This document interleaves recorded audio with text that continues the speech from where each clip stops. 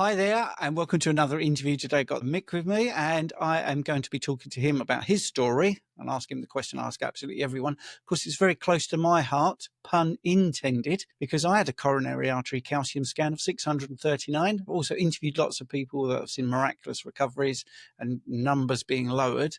I'm going to get shot by Mick for saying that because it isn't about one number, it's about context. Mick, I will ask you the question, but obviously people have got a little inkling about where we may go. So why did you become Carnivore? Hi, Stephen, and thanks for having me on. When did I become and why did I become Carnivore? In the mid 2020s, or 2020 it was, after COVID was bedding us down, and the little tricks we fall into. You're working from home, so you can have a glass of wine. All of those little things that sneak into the bad habits. I started to feel myself not really feeling my greatest and starting to slip downhill. I was hitting the 50 mark, 51, and not delivering my A game, if you like. So I went and got some blood tests done. I put on a few kilos, not a lot. I had been down to 65.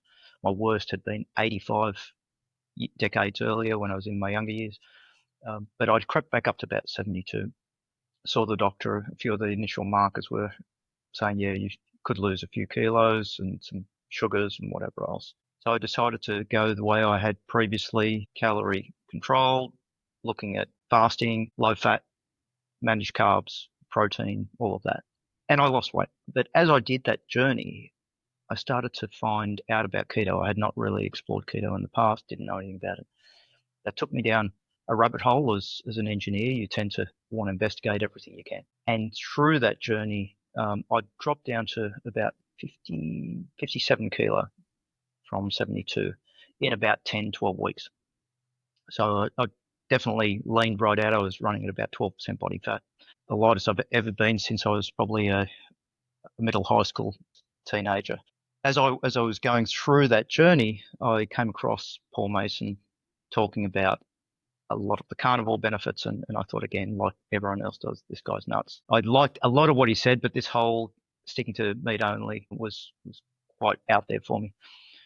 By about mid 2021, I was intrigued enough that I wanted to give this a shot.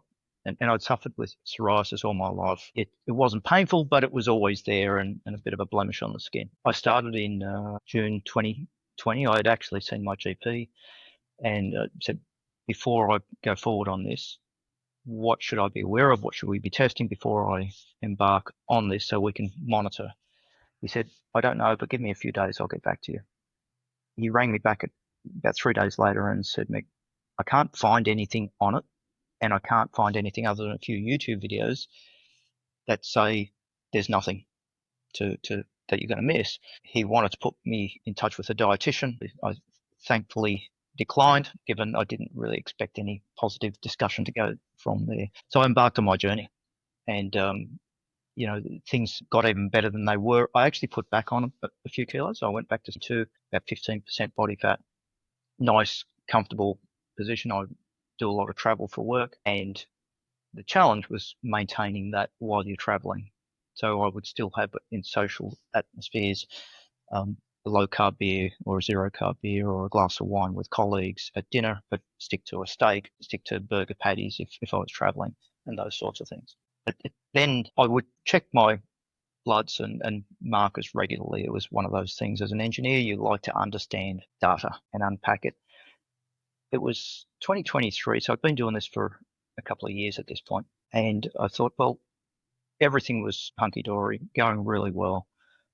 I'd been hearing a lot about CAC and all these carnivores who went and did a CAC and came back as zero. And not that I'd led a very unhealthy life. Hobbies were martial arts and fairly active outdoors and whatever else, not necessarily playing sports, but not sitting in front of the telly, sort of thing. So I went and got all the bloods done and the CAC done, and everything came back fantastic. The bloods were spot on. I had an insulin figure of 2.3. I had all the right markers except the CAC. And when the CAC came back, it was sitting at 322. And for someone who thought they were on top of it, it really knocked me for a six.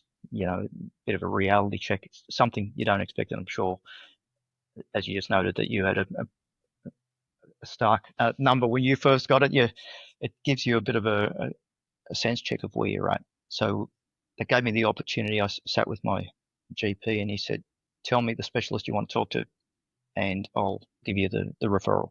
He knew what my lifestyle was. I'd started with him right from the beginning to tell him what I was doing. So I found a low-carb amenable doctor, not carnivore, more on the vegan side or pescatarian side. But that's where we went. So we did did the stress test. He sent me in for a CT cardioangiogram with a dye and all of that. It confirmed things. He wanted me to go on a statin and an aspirin. I was reluctant to, but I did commit to taking the aspirin till we were able to sit together a couple of months later. There were no outward signs, and this is probably a key point. I was asymptomatic. There was zero signal that there was something wrong. And when it came back, the score put me in the 95th percentile for my age group. So what that means when people read that on their score is 95% of the population are better off than you in that score. So you're in the top 5%. Yay, winning, right? At least we're successful at something, Steve. Right. So anyway, that journey continued. I had a mini event, and I'll say it that way just to explain. My wife and I had gone out to have dinner and watch a movie. I had a steak at the local pub with some sparkling water, and then we went to watch Indiana Jones after that. And we sat down, and I started feeling chest pains. At this stage, this is within a week of seeing the cardiologist and saying I don't want to take statins. So I sat in the movie theater, and I remember sitting there thinking for about 5 minutes, this pain isn't going away. Do I tell my wife or not? And I did tell her. The opening credits had just started in the movie, right? So we've literally just sat down, and she said, "Sharp, let's get out of here." We went straight to the hospital. They did troponin tests. For those that aren't aware, troponin test is the marker test that they look for if there's been any sort of heart damage or blood vessel damage. That will show up in the test, and then they'll do a test half an hour to an hour later to see if there's an up or down from that. Both my tests came back negative, so that gave us a big tick that it wasn't heart related. It was later to evolve that it was indigestion and I had H. pylori. So that sent me down another rabbit hole. But following that discussion, then the hospital was in touch with the cardiologist, and he gave his blessing for me to be released. And given that there was no troponin readings, and he rang me on the Monday and said, I really need you on that aspirin, and I want you to take the statin. And I said, I'll take the aspirin. We'll deal with the statin separately when I get there. I was also exploring at this stage other supplements, nattokinase and the D3, K2, magnesium, all of that, which is another part of a different discussion. But I was keen to explore that with the cardiologist, and the cardiologist did say, he said, I've got one patient that refuses to take statins. They're trying alternate therapies. I can't say whether there's a benefit to that at this point.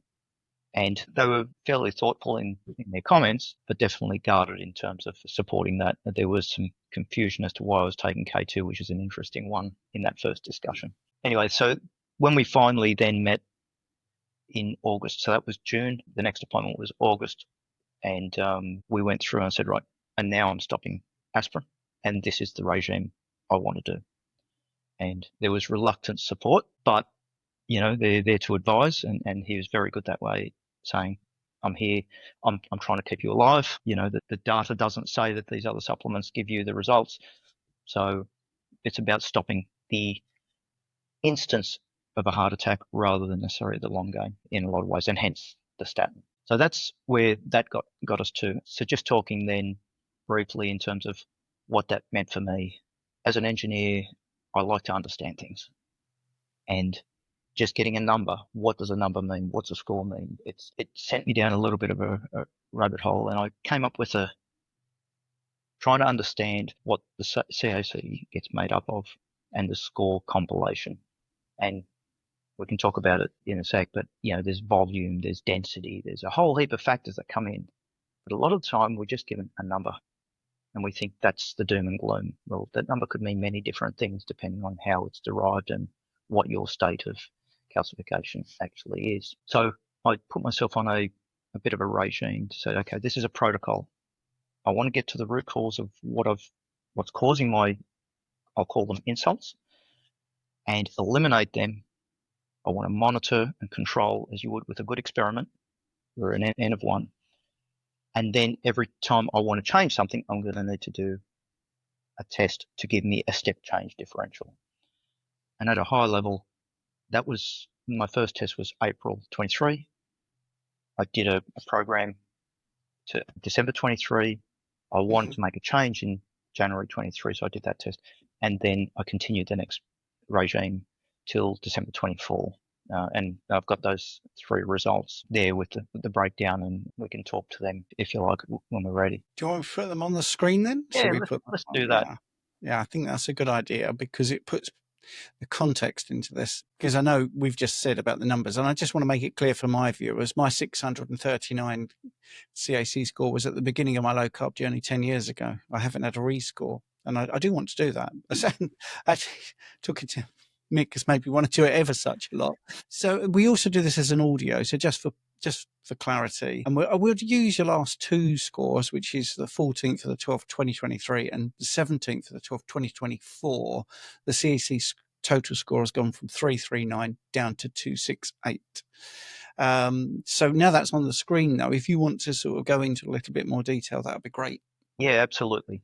So what we can see on the screen is that very first 3 bars. So the blue is the very first test, the orange is the second test in December 23, and the green is the tests in December 24. So the one we've got on the screen here is actually the CAC total on the left-hand side.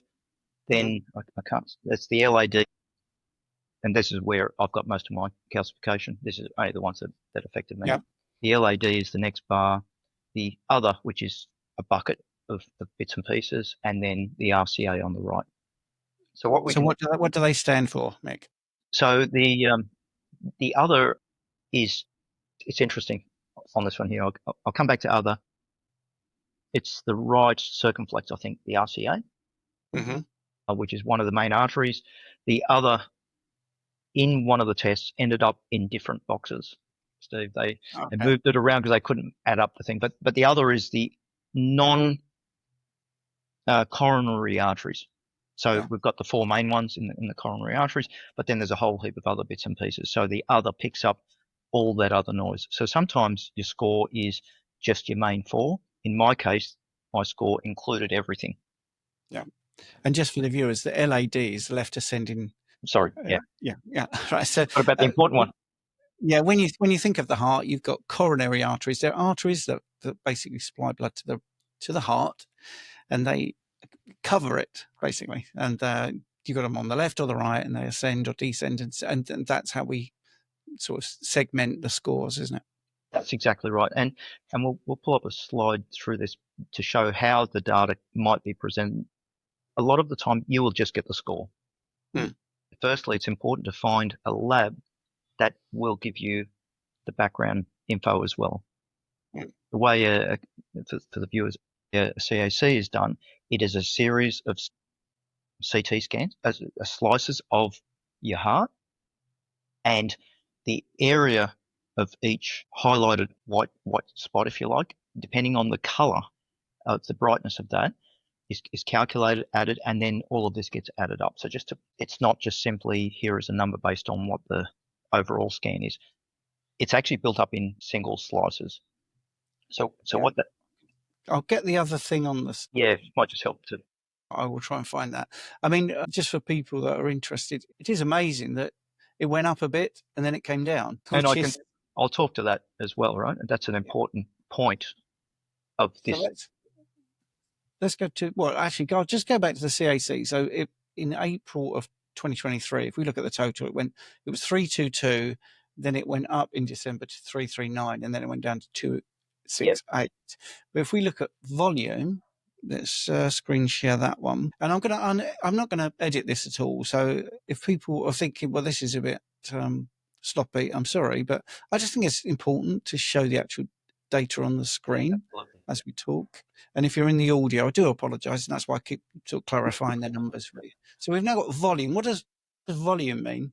Yeah, perfect. So the volume, so the score is calculated by looking at the density and difference of densities and the actual volume. So the volume is how much actual calcification is in the arteries, irrespective of whether it's high density or medium or low density. So it's just physically how much is in there.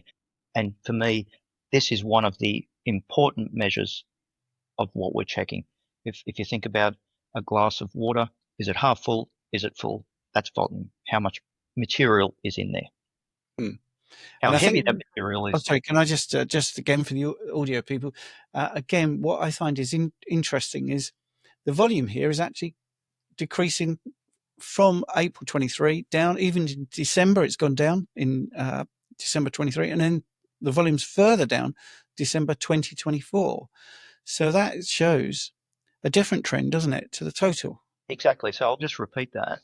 Yeah. What that there is the score went up from my first test to my second test, but my volume decreased. And I can tell you that my density increased as well. And that's why your score may still go up, even though you're fixing things. Yes. Remembering that we want density to increase for stability, the density increase will drive the number up. It will increase. That's a given. Till our volume decreases. So if my volume doesn't increase, it stays stable, and my density increases, the score will increase. So don't be scared that the score's gone up if your volume is stabilized, because that's telling you you've started to stabilize things and improve your density. Okay.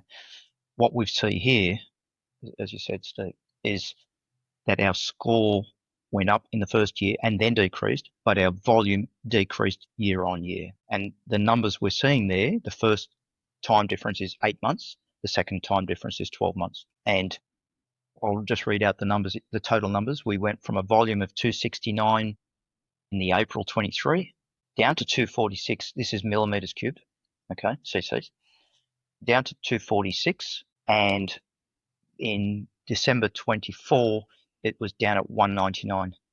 Keeping in mind, this is including the other number as well.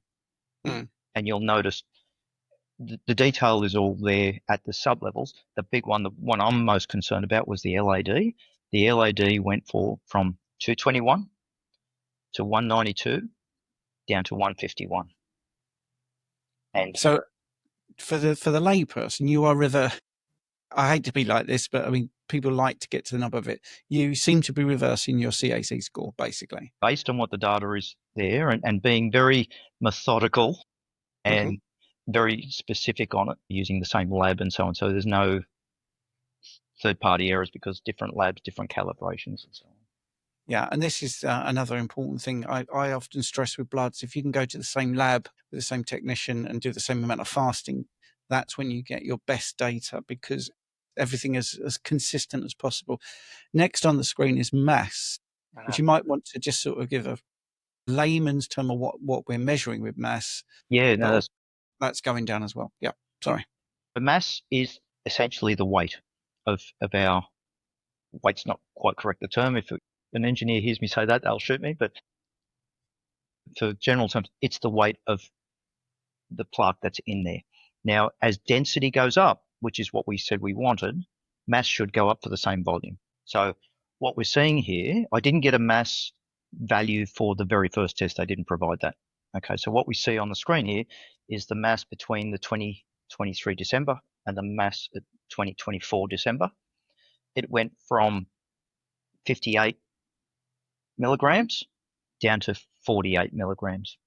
Okay, so we reduced by approximately 20% of mass. So I'll call that out for all of them. We've reduced our CAC score from 2023 to 2024. We've reduced our volume, and we've reduced our mass. So it doesn't matter how you cut these numbers. All the markers have actually gone in the right direction. Which is incredible, isn't it? And what do you put it down to? I put it down to a few things. One, God knows where I was before I started my low carb journey, right? I caught it somewhere along the way. So when I did sit with my cardiologist and my GP, I said, did I do this in the last 2 or 3 years or 2 or 3 decades? And they said, let's be clear, you don't do this in 2 or 3 years. This is decades generally. So we've called it maybe already on the downward trend, but I'll attribute it heavily to getting rid of any insults, but then getting into, I do take some supplements. I changed my lifestyle. I got back into some exercise. I got into some further testing and understanding what some of my imbalances might be. I'm a pure carnivore advocate, but sometimes carnivore isn't enough on its own. And I say that if you've got MTHFR gene mutation, which I do, that might be causing an increase in homocysteine, which then you've got a methylfolate issue. So supplementing with methylfolate rather than folic acid has fixed that. Looking at all the little bits and pieces, improving K2 for carboxylation, a whole heap of technical stuff we won't get into here, but it's a number of things. But fundamentally, understanding what is causing my personal insults and eliminating them. And with that, even I mentioned my psoriasis. I use that as a bit of a traffic light. If I get a flare up, I know something's not right, and it'll come up glowing if I have tomatoes or something like that straight away before I've even finished the meal. It's come up. So that's what I would attribute it to, and making sure we're giving the body all the right nutrients that it needs to deal with any problems that it may be encountering. We've got a pretty clever body, right? At the end of the day, we're not going to outsmart the body. We just need to feed it the right bits and pieces. Yeah, and that's sadly endemic in the medical profession, where they just want to biohack numbers, and you're not fixing the root cause. Then you're not even asking the question, why did that number go up? Why did that number go down, or whatever? Just simply, oh, this is the range, and we want to pop you into that range, and this medication we know does this, and that's not fixing anything other than a number, and quite frustrating for me. Sorry if that's coming through. I'm trying to be very impartial. No, and look, when I sat with my cardiologist after this last set of results, and because I had a follow up after I got back to Oz for a visit, and words were chosen very carefully. And the comment was, the data doesn't support what we're saying here. Almost like we don't look at this, but because they just look at the score, but the number of volume, the mass, everything else is coming down, and it's undeniable that it's definitely improving. Just to reiterate for those not familiar with calcification, the literature actually says it will go up 25 to 50% year on year. And if you can get it to less than 15% growth year on year, you're in a really good space. So if you can get it to stabilize it, not growing in volume, which is probably the best most of the literature suggests you can do, that's fantastic, because you're still getting your blood flow. But getting it to reverse, I've been called a liar that I'm making this stuff up and it's wrong. Well, as an engineer, I take that quite personally. I take a lot of pride in my diligence of quality of information. But here we are. That's the data. They're the numbers. You've had the scan. I think we're very much the same ilk in that calcification is, I just call it nature's stent. It is a healing process. You have injured your arteries for some reason. I put mine down before I went into the machine. I actually said to the radiologist, "This is going to be terrible." She looked me up and down and said, "No, I don't think it's going to be terrible." I said, "Yeah, I've had a high carb life, lots of fruit, lots of." Basically, I read back the food guidelines as my reason why I'm doing the scan, and lo and behold, it was 639. So the reason I mention that is because there's no confounders. I didn't smoke, I didn't drink, I was active, I didn't have red meat, I didn't have saturated fat. I had fruits and vegetables. I had skim milk, porridge oats in the morning, blueberries, freshly squeezed orange juice, bananas, all the stuff that's supposed to be great. And I was a state, pre-diabetic. Well, because you've seen me, but just for people that have never heard me before or heard about this subject. And I do have so many people that have come on and said they've reversed it. So the big question for me is, I know you said that they were very guarded. Were they interested in what you were doing? They were, and we have a friendly debate when we're interacting. The passing comment, I think the biggest flag was, it would be really interesting to see this written up, was his comment. But who's going to write it up? Who's going to submit it as a paper? But given he acknowledges that a low carb approach works and improves life, there's nothing that supports or that documents that it reverses what we're doing here? Well, I'll let you into a secret. I will, if you're interested in getting it written up, I will try and get that written up. I can't promise anything because I'm just a small fry, but I do know a few people that might be interested in writing up as a case study. And I think it's an amazing thing because you've been so diligent with the data. I want to touch on a few of the supplements. Now, this is where we diverge, right? Because I did believe in all the supplements when I started, but I became more and more convinced that carnivore was enough. I definitely would say I definitely can see the benefits of D3 and K2. I definitely can see that. And I definitely took that for a little while and got into the MK4, MK7 rabbit hole as well. But that doesn't mean I'm not amenable to hear what you've got to say. But I wanted to make that clear because viewers will know what I've said. And it was a sort of moment maybe 3 years ago where I just thought, I'm going to trust carnivore full stop. And that's why I haven't gone back to have scores. I wish I had now, but I'm now going to wait till, it's a good clear, maybe 8 years after I started carnivore and the NHS waiting lists have gone down and all that sort of stuff. And then I'll have a rescore. But yeah, if you want to go through what you do and why, and I'm totally open to listen. And let's qualify this on with you, Stephen. People should not do what I'm doing just because I've done it. Everything's got a purpose that we're using it for.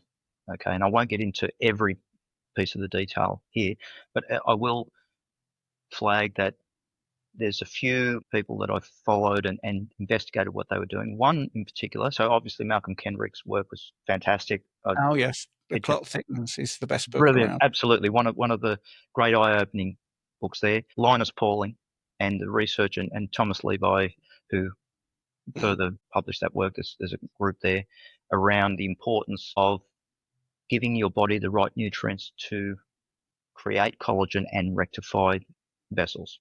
Yes. And that will include lysine, proline, vitamin C, and a few others that go. To get into the details of that, definitely read their books. Mm-hmm. I don't add lysine and proline because I get that from my meat intake more than enough. I do take a high dose vitamin C. And when I say high dose, it's 6 grams per day. So it doesn't matter what the food is, it's not going to give me that same volume. And again, that's part of that protocol. Is there enough in our meat? Possibly. I didn't have the time to play with it given where I was at. So it was sort of like a belts and braces approach. What's going to work? What's not going to work? And then considering how does oxalates and whatever else come into play. So first and foremost, I try to get whatever I can out of my food. So I have a lot of blue cheese. I have a lot of essentially meat, eggs, and cheese, cream. And coffee. I am a coffee guilty person here. But as we get to some of the other supplements, I'll talk at a high level. The K2, very much, we hear a lot about it, but there is actually pretty important science as to why. K2 enables the carboxylation of a few different proteins, the MGP and osteocalcin, and they are actually what help remove the calcium. It's not the K2. The K2 is an enabler. The challenge we've got is that K2, and I take K2 in milligrams, not micrograms, but the K2 gets used by so many different functions on the body, and it's attached to the LDL to deliver what it needs to the various cells, including fighting insults and inflammation. So with that in mind, you're not going to overdose on K2 to start with. I do take a concentrated K, just one capsule a day for that. And it's a combination of a bit of astaxanthin as a anti-inflammatory, call what you will. It's got some K1 and K2.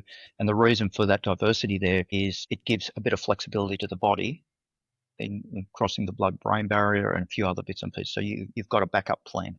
I take that. The D3, when I'm in Oz, I generally don't add because I'm out in the sun. But while I've come to the UK, I do add just the sun is not quite the same, obviously. I need to tell you. The other few that I take is ubiquinol. Why ubiquinol? Very much around promoting nitric oxide generation and fixing the glycocalyx where possible. The glycocalyx is a critical part of our arterial wall and keeping things moving. If we don't have that, then we end up with more likelihood of damage, insults, and the like. So taking it in ubiquinol form rather than CoQ10, it is essentially at the next stage of breakdown from CoQ10, but the body will struggle a bit with the CoQ10 supplement as compared to ubiquinol. So I take that. And I've come across various cardiologists that promote the ubiquinol as well. Occasionally I take berberine, and actually that first stint from 2023 April to 2024 to December 2023, I had not added the high dose K2. Okay, so it was berberine and just a handful of others. The change from 2023 into 2024 was changing the type of K2 I was using and using the high dose one. And just for those listening, 2023 April to December, the annualized figure was 8 to 10% of reduction in volume. 23 December to 2024 December, that 12 months was almost 20% reduction. So my one change in that was the K. Yeah, you see, that's why I'm quite a convert to K2. I still don't take it. I'm still trusting Carnivore, but I absolutely understand why people take it. Yeah.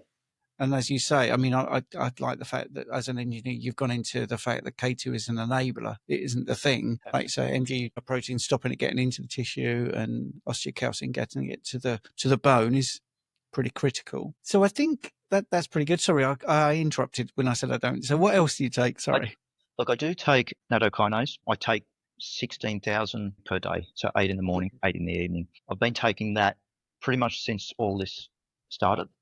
And there are some studies out there that support its impact on multiple factors, spike protein being one of them, but also reducing blood clotting. And I probably take more for the clot mitigation than for what it might be doing for calcification. Okay, so it breaks down the fibrinogen and keeps that. I do check my fibrinogen regularly as well. Yeah, you see, this is something you've sent me, a nice presentation, and I wanted to share it with people because there's lots of things on there that people have heard of. You're also taking free T3.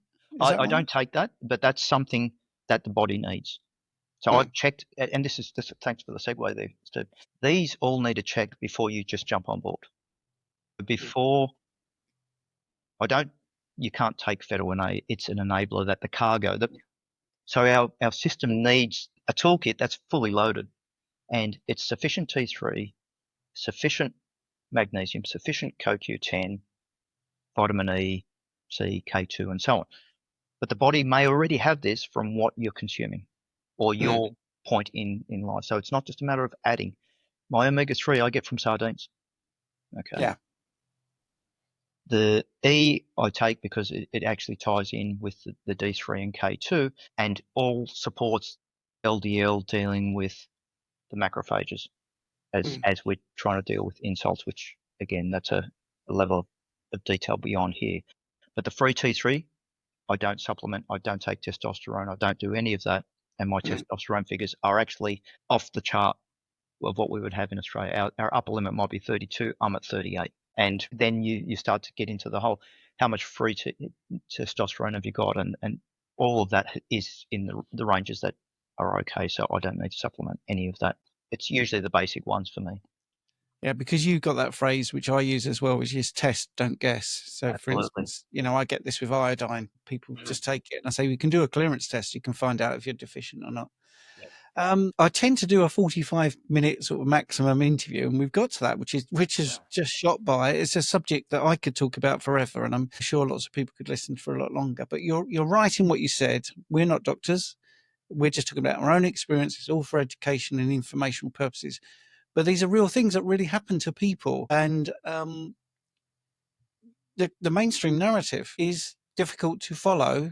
When you follow it, you don't get results. But when you do your own research, you get results. I don't think I'm being controversial or going to get me shut down on YouTube. They're the facts. They're the facts. I keep seeing people reversing their CAC scores and feeling better, coming off medications, and they're not doing what the food guidelines are telling them to do. Certainly not. And I think that's the thing. I'm glad your cardiologist was interested because sadly some aren't even interested. And I think I don't understand why you would be in a profession where you're supposed to be helping people. When you see people helping themselves, you don't want to say to them, well, what are you actually doing? That's great. You've got some great results. Seems a bit odd to me, but Just was on, there anything? yeah, Was I'll anything? add to it actually, just what you Yeah, just said there. Dad went and saw his cardiologist and whatever else, and Dad's been carnivore for coming on 2 years now. Reversed his severe arthritis, a whole heap of other improvements that he was happy to share. But as he went, he's off his blood pressure meds totally. He's back to normal, 110 over 70-ish. Totally reversed it. The cardiologist was on board with him getting rid of blood pressure meds. But as Dad and I have been talking, and he's 78, he's coming on 79, he's been then taking the information we've discussed and listening. I'd share a lot of YouTube videos with him. He would take that to the cardiologist and ask the cardiologist, well, what about my small dense LDL? Oh, we don't look at that. Well, no, we should, because of this. Absolutely. So one of the cardiologists, because he's got a few different ones that were looking at some stuff, said to Dad, he said, you're asking detailed questions that even the people I lecture at university don't ask. So you're asking all the right questions, which is a really good thing. Be informed, ask the questions. If they dismiss the question with oh, well, we just measure all LDL as bad, then we know we've got a different discussion to be had. But people should learn how to investigate and assess for themselves, teach themselves critical thinking. I just posted this on my Facebook page. So be a critical thinker. Then at least you can get informed on what makes sense. Don't just believe what someone's telling you because it's the narrative. Yeah, and it's exhibited absolutely everywhere. I recently saw Elon Musk being interviewed by a BBC reporter, and the BBC reporter was saying, "Oh, well, my Twitter feed now it's all hateful." And Elon Musk said, "Oh, can you give me one example of hate?" Well, I can't actually do that, but I just know that it's more hateful. Basically, was the answer. And he said, "No, come on, you've just said this. You've accused X of doing this. How has it increased? You said it's increased." Oh, well, actually, I haven't been on X for a little while because the hateful content has gone up. This is what the BBC guy said. So I'm looking at it less. And he said, well, you're lying then, because those two things can't be true, because you've just said you've been looking at it and it's gone up. Now you're saying because you've heard it's gone up, you're not looking at it as much. And that's what, that's critical thinking. I just watched that and I thought, you see, we just accept, or we don't, but, a lot of people, it's the BBC and Elon Musk is a baddie. So therefore, he's in the wrong, Elon Musk. But when you listen to the content, you think, well, actually, he's just asking the guy to back up what he said, and they never can. And that's the thing we find, or I find many people tell me they speak to the medical profession and say, well, where did you get this from? And it's just, well, it just says it in the, in the literature. That's it. We've got to do this. So they don't really necessarily understand what they're talking about, which is awful. But anyway, I'm not going to get too political. No, I'm with you. So is there anything you critically feel we haven't mentioned that you'd like to say before we shut down? No, I'm happy with the discussion. Look, I'm happy to answer emails and whatever else or the like. I try not to get too provocative in what I do. You're going to talk about slicing, how they actually do the CAC. Yeah, I mean, I think we should finish with that, because the actual mechanics of, they're taking a slice is pretty interesting. Yep. So was there a slide in that showed a couple of the scans in that deck? Yeah, I'll do that. You carry on and I'll get that up on the screen. When a CAC is done, there are 320 slices that are taken of the heart, and the thickness might be 3 mil plus or minus, depending on what the scanner is set up for. So what we see here is the CAC slices, and when you get access to this information, because at least in Australia, they provide us with the scan data and an account online, you can scroll through and see where that calcification is. So you'll see I've circled one in red, and then they've highlighted in green and yellow the different pieces of information. So the scan groups all of these together based on the brightness of that density. So that little blob in the red circle is pretty much has got brightness, and the computer's smart enough to then to look at the brightness and add up all the similar brightnesses. And that's what these numbers here are. So yeah, that one, just go back to that one there. So these columns, and this is probably the takeaway for people, ask the level of detail you get from your provider. If they just give you a number, then find another provider. These columns have got each of in my LAD, there's 4 different areas that are specific. It gives me that's it. So those 4. And then it says, okay, you've got a score of whatever the number is, what my volume is, and what my mass is. And then, that's the mass. And the one in between the mass and the volume, that's the density. So I didn't get into it in this discussion, but the numbers from that column to the next, the same column the following year, increased as well. So we're looking for density, increase for stability. So the information is there, and that's what they use to develop the CAC score. Okay. The score on its own doesn't actually tell you where you're at. You really want to unpack the box. What I've seen in most of the other discussions and interviews that are done, they're just looking at the number. And your cardiologist will generally look at the number, and then if they're concerned, they'll go to the CTCA, which looks at soft and calcified. And then if they need to, they put you in the cath lab and give you a stent. Brilliant. So that's sort of what the maths is behind it. You don't have to work it out, but just understand there are more to look at than just the score. I prefer to look at the volume and mass, and the score will be what it is. Yes. And that's the thing. You're looking at it is, how did they arrive at this number, and what is the meaning of the number? And, with stats or maths, it depends if you know how you get to the number as to what your conclusion you can draw. And I always say this about when people are talking about relative risk and absolute risk.